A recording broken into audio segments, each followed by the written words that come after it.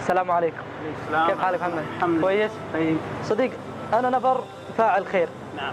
يعني الحين هذا بقالة قديم، هذا حي قديم. فيه أكيد هذا فيه نفر هرمة مسكين، عائلة مسكين، بابا موت، أيتام. هو سوي تسجيل هنا، كل شهر يجي يعطي أنت فلوس. أنت في عائلة هنا سوي تسجيل كل شهر يجي يعطي فلوس؟ في. بس يبغى عائلة مسكين فيه؟ ايوه. طيب خلينا نشوف.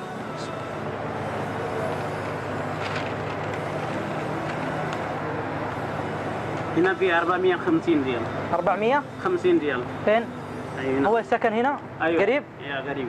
طيب ما في مشكلة. طيب. أنا أبغى أسدد هذا 500 ريال. نعم.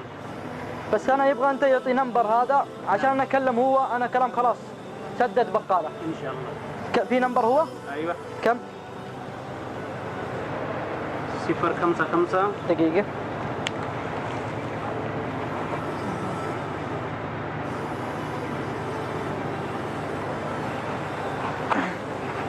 هو في كثير عائلة مسكين هنا؟ في.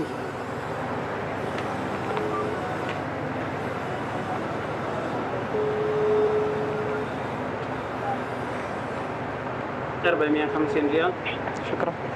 ايوه. السلام عليكم. وعليكم السلام يا هلا. كيف حالك يا أختي؟ الحمد لله طيب الحمد لله. معز واحد من عيالك، فحنا جينا عند بقالة في الحي اللي أنتم ساكنين فيه، بقالة أظن أبو نواف. ايوه. فقالوا إنكم تسجلون عندهم وكل آخر شهر تعطونهم، هل الكلام هذا صحيح؟ ايوه صحيح. طيب في فاعل خير الله يجزاكم خير جاء وسدد عنكم 450 الآن. الله يجزاك انت ويا الخير ان شاء الله. الله يكتب أجرك. انت؟ أنا إن شاء الله ابنك، وإذا ما قابلتني في الدنيا إن شاء الله نتقابل في الجنة، وفقكم الله. لا والله ولد، لا والله ان شاء الله ابني، واتشرف انك ابني يا ولد. الله يكتب أجركم. سلام الله عليكم. سلام عليكم. ويكثر من امثالكم. الله يجزاكم خير. الله يجزاكم خير.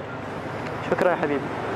أحبتي في الله، إخواني بالله، الآن عندنا في الأحياء القديمة تروحون الآن تلقون بقالات قديمة، عوائل أيتام مساكين أرامل حرمة مطلقة، أكيد يسجلون الآن، تلقون مسجلين 450 500 تسددون عنهم. طبعا هذا الشيء اللي سويناه مو بنوريكم إحنا تصدقنا، ولكن حب لأخيك المسلم كما تحب لنفسك، نوريكم هذه الفكرة.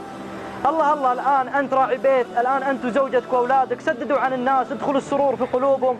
أنتم يا شباب قرب، لو تقطون كل واحد 30 ريال 40 ريال وتسددون عن العوائل، أو أنت يا أختي الغالية صديقاتك في الجامعة قرب، تدخلون السرور في قلوب إخوانكم، وأنتم تعلمون أن الصدقة تطفي غضب الله.